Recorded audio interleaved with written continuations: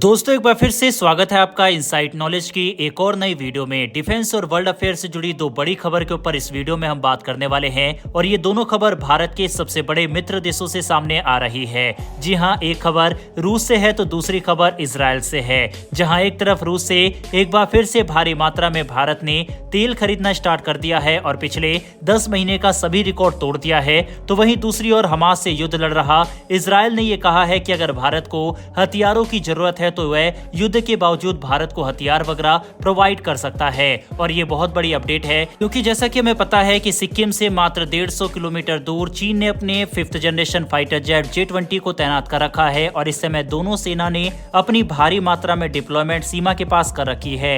यही कारण है कि इजराइल की तरफ से सामने आया ये बयान काफी ज्यादा इम्पोर्टेंट है। तो चलिए इन दोनों ही खबरों के बारे में डिटेल में इस वीडियो में बात करते हैं। पहले बात करते हैं रूस की तरफ से आ रही खबर से। दरअसल दुनिया में तेल के इंपोर्ट और एक्सपोर्ट पर नजर रखने वाली तेल टैंकर ट्रैकिंग डाटा और इंडस्ट्री एक्सपर्ट्स ने एक डाटा जारी किया है। इस रिपोर्ट में कहा गया है कि भारत ने रूस से पिछले 10 महीने के मुकाबले मई के महीने में सबसे ज्यादा तेल को इंपोर्ट किया है। रूस और यूक्रेन के युद्ध के बीच यूक्रेन ने रूस पर ड्रोन से हमला किया, जिसके बाद रूस की तेल फैक्ट्री को काफी ज्यादा नुकसान हुआ था। ऐसे में रूस मजबूर हो गया कि वह ज्यादा से ज्यादा तेल को एक्सपोर्ट करे। भारत पहले से ही रूस से काफी ज्यादा तेल इंपोर्ट कर रहा था और इसमें अब भारत के द्वारा बढ़ोतरी की गई है। जो रिपोर्ट सामने आई है उसके अनुसार भारत ने पिछले महीने मई में कुल 1.96 मिलियन बैरल प्रतिदिन रूस से कच्चे तेल का इंपोर्ट किया है, जो पिछले साल 2023 जुलाई के बाद से सबसे अधिक है। इसके अलावा जो अप्रैल में भारत ने इंपोर्ट किया था उसकी तुलना में ये 3% तक ज्यादा है। इसके अलावा दोस्तों सऊदी अरब, जो भारत के लिए सबसे बड़ा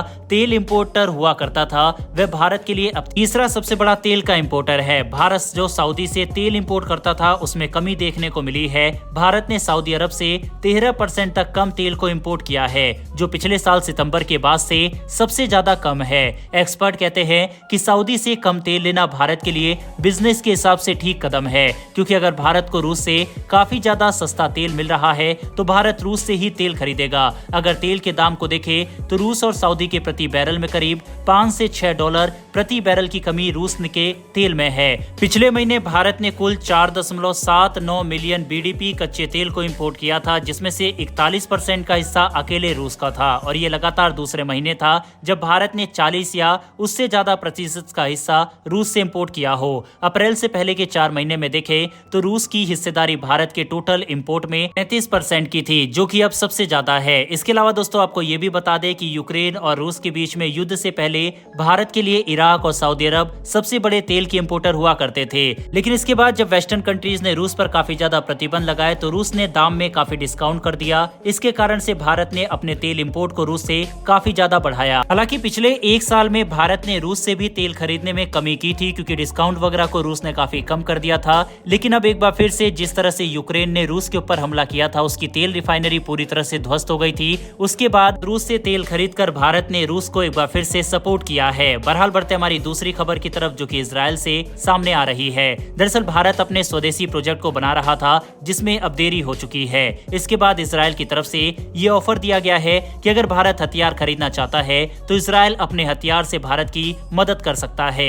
इसके साथ ही इजराइल की तरफ से ये भी कहा गया है कि भारत में ही इजराइल के हथियारों को बनाया जाएगा और इसकी लोकल मैन्युफैक्चरिंग होगी। दरअसल आपको बता दें कि भारतीय सैन्य बलों को 14 मीडियम हाइट में उड़ान भरने वाली ड्रोन की आवश्यकता है। इसको लेकर डीआरडीओ तपस ड्रोन को बना रही थी, लेकिन इसमें कुछ टेक्निकल इशू आए। इसके कारण ये प्रोजेक्ट थोड़ा सा डिले हो गया, जिसके बाद इजराइल ने कहा है कि वह भारत को अपने हरमस 900 ड्रोन दे देगा। इसके अलावा इंडियन एयरफोर्स को हेरोन मार्क 2 ड्रोन देने के लिए भी इजराइल तैयार हो गया है। इजराइल की तरफ से कहा गया है कि इजराइल की aerospace industry Hindustan aeronautics limited के साथ मिलकर काम करेगी। इजराइल ने यह भी कहा है कि दोनों ड्रोनों को भारत में ही बनाया जाएगा, जिससे भारत के मेक इन इंडिया प्रोग्राम और आत्मनिर्भर प्रोग्राम को भी बल मिलेगा। वहीं इजराइल की तरफ से जो ये 2 ड्रोन का ऑफर दिया गया है उसकी बात करें तो हेरोन मार्क 2 ड्रोन 35,000 फीट पर उड़ान भर सकता है। ये 45 घंटे तक हवा में रह सकता है। इसके अलावा इसकी मेंटेनेंस में भी काफी कम खर्च आता है।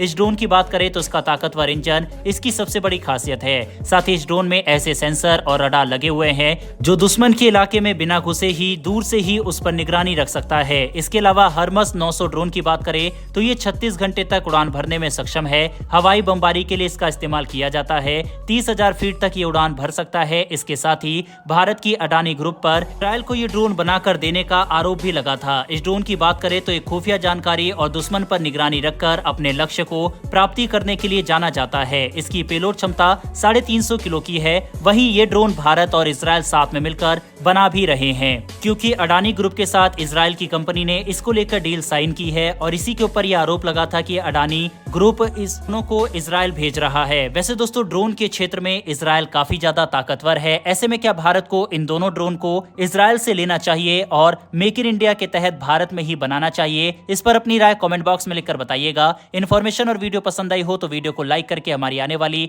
डेली डिफेंस से जुड़ी ऐसी वीडियो के लिए चैनल को सब्सक्राइब कर बेल नोटिफिकेशन को जरूर दबा ले।